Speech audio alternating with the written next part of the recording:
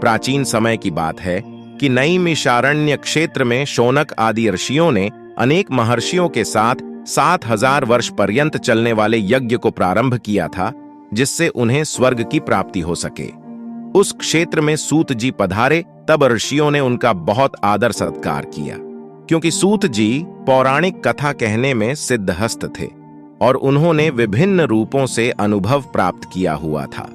इसीलिए सारे ऋषियों ने उनसे कहा, आप हमें इस संसार, भगवान, यमलोक तथा दूसरे शुभ अशुभ कर्मों के बारे में बताए, जिससे मनुष्य किस रूप को प्राप्त होता है, इसका ज्ञान हमें देने की कृपया करे।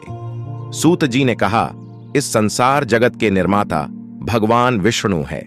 वो जल में रहते हैं, इसीलिए उनका नाम नारायण है।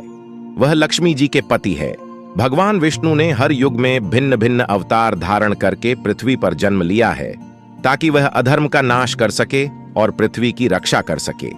भगवान विष्णु ने राम का अवतार लिया और लंका के राजा रावण का वध करके अधर्म को खत्म किया। उन्होंने नरसिंह रूप में राजा हिरण्यकश्यप का वध करके भक्त प्रहलाद एवं दूसरे प्रजा की रक्षा की। भगवान विष्णु ने वराह रूप में भी अवतार लिया, ताकि पृथ्वी का उद्धार कर सके, और फिर मत्स्य रूप में अवतार लिया। वेद व्यास जी भगवान विष्णु के ही अंश हैं। वेद व्यास जी ने यह पुराणों की रचना की है। कहा जाता है कि एक सर्वोत्तम वृक्ष भगवान विष्णु है, उसकी दृढ़ मूल धर्म है, उसकी शाखाएं वेद है। उस वृक्ष के फूल रूप में यज्ञ को माना गया है और फल के रूप में मोक्ष को माना गया है। वह सर्वोत्तम वृक्ष रूपी भगवान विष्णु ही सारे फल और मोक्ष को देते हैं।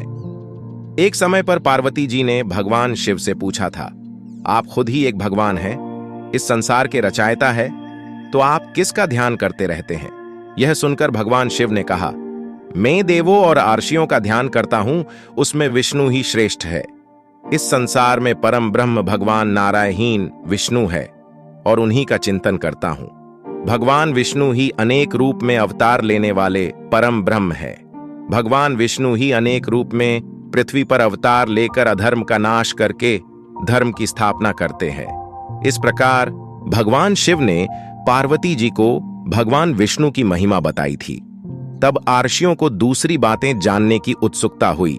आर्षियों ने सूत जी से कहा, हे प्रभु, आपने भगवान विष्णु के श्रेष्ठता के बारे में हमें जो भी ज्ञान दिया, वह अत्यंत भय मुक्त करने वाला ज्ञान है।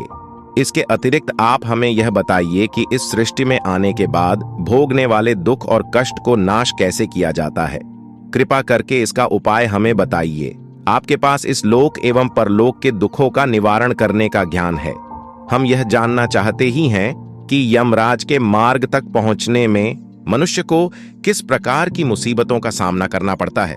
सूत जी ने कहा, एक समय पर गरुड़ जी ने भी ऐसा प्रश्न भगवान विष्णु से किए थे। उस समय भगवान ने जो भी ज्ञान दिया था, वह ज्ञान मैं आप लोगों को दूंगा। यम का मार्ग बहुत कष्ट वाला है, किंतु आप अगर अपने कल्याण के लिए यह जानना चाहते हैं, तो मैं आप लोगों को इसके बारे में बताता हूं। गरुड़ जी ने जब भगवान विष्णु से पूछा था कि आपके नाम की आराधना करना तो अत्यंत सरल है, आपकी भक्ति करने के उपरांत भी मनुष्य नरक में क्यों जाता है? आपकी भक्ति के भिन्न भिन्न मार्ग और गतियां हैं, फिर भी मनुष्य जब आपकी भक्ति से वंचित रह जाता है, तो उसे यह दुर्गम मार्ग कैसे मिलता है और इसके कष्ट क्या हो सकते हैं? पाप करने वाले पापियों की किस प्रकार दुर्गति होती है और किस रूप में उनको नरक मिलता है? आप मुझे कृपा करके बताएं। ऐसे पूछने पर भगवान विष्णु ने गरुड़ जी को कहा, हे गरुड़, मैं तुम्हें यम के मार्ग का ज्ञान देता हूं। इसी मार्ग से पापी लोग यमलोक को प्राप्त करते हैं। इसका वर्णन अत्यंत भयानक है। जो मनुष्य उग्र स्वभाव के होते हैं, धन और मर्यादा का ज्ञान जिसमें नहीं है, जिनको संसार में मोह माया है, वो मनुष्य अपवित्र होते हैं और वही नरक लोक में जाते हैं। दानवीर मनुष्य मोक्ष को प्राप्त करते हैं और पापी लोग कष्टपूर्वक यम की पीड़ा भोगते हुए नरक में जाते हैं। दुष्ट और पापी लोगों को इस संसार में किस प्रकार के दुख मिलते हैं, उनकी मृत्यु किस प्रकार होती है, उसका ज्ञान मैं तुम्हें देता हूं। इस संसार में जब मनुष्य जन्म लेता ही है, तब वह अपने पूर्व जन्म के कर्मों के हिसाब से इस जन्म में शुभ अशुभ फल भोगता है। बुरे कर्मों के प्रभाव से व्यक्ति को रोग हो जाता है। परेशानियां और रोग से पीड़ित वह व्यक्ति निराश हो जाता है। व्यक्ति कितना भी बलवान हो, युवावस्था में उसके पत्नी पुत्र होने के बावजूद वह अचानक से भयभीत होने लगता है। काल उसको घेर लेता है। वृद्धा अवस्था में व्यक्ति को मृतक के समान रहना पड़ता है। घर के लोगों के द्वारा अपमानित होता है और अपमानजनक आहार लेता है। आहार लेने की शक्ति कम हो जाती है और इसकी वजह से चलने फिरने की शक्ति भी कम हो जाती है। कफ के कारण स्वर्ण नलियां चल नहीं पाती। स्वास्थ्य बिगड़ने लगता है। खटिया पे पड़ा रहता है। मृत्यु के निकट आ जाता है। मृत्यु के निकट आने पर देवता जैसे मनुष्य की दृष्टि भी दिव्य हो जाती है। मरते समय पापी के पांचों तत्व अपने स्थान छोड़ देते हैं और उसका एक क्षण भी मुश्किल से बीतता है। मनुष्य को इतनी पीड़ा होती है जितनी बिच्छू के काटने से होती है। गरुड़ जी ने फिर प्रश्न किया कि मृत्यु के बाद मरणासन्न व्यक्ति के कल्याण के लिए किए जाने वाले कर्म कौन से हैं?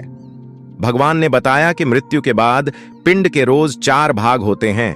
उसमें से 2 भाग पंचभूतों को, 1 भाग यमदूतों को और 1 भाग उस जीव को खाने को मिलता है। ऐसे 9 दिन तक पिंडदान करते ही है और वे लोग खाते हैं। जब मनुष्य का शरीर जलाते हैं उसके बाद उनके पुत्र जो पिंडदान 9 दिन करते हैं उसे उस जीव को 10वें दिन देह मिलता है।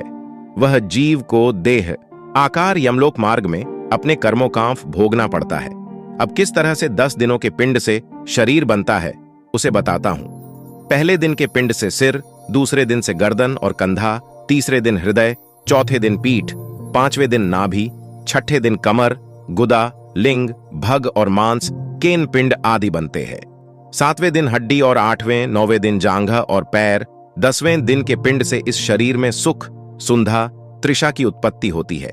इस तरह पिंड से शरीर उत्पन्न होता है और फिर 11वें और 12वें दिन के श्राद्ध में 2 दिन तक भोजन करता है।